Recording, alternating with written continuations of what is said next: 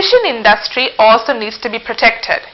An estimated 192,000 Sri Lankan households are engaged in fishing activities, and the total value of fish exports from January to August 2014 alone amounted to $176 million.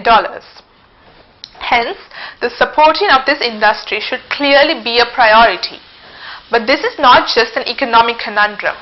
It also involves Sri Lanka's political relationship with India.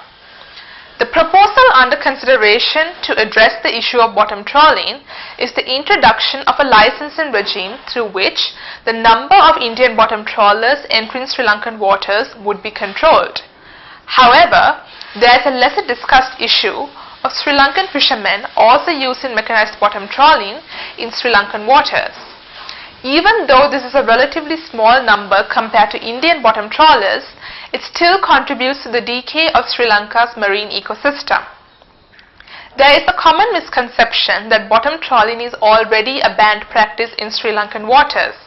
However, this is not so. Sri Lankan fishermen can actually engage in bottom trawling in Sri Lankan waters by obtaining a license to use trawl nets.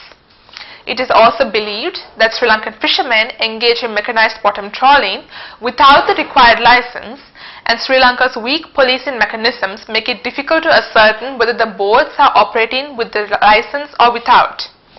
Therefore, imposing regulations or even a complete ban on Indian fishermen from entering Sri Lankan waters is not a long-term solution to the problem, as it will not restrict Sri Lankan fishermen from engaging in bottom trawling.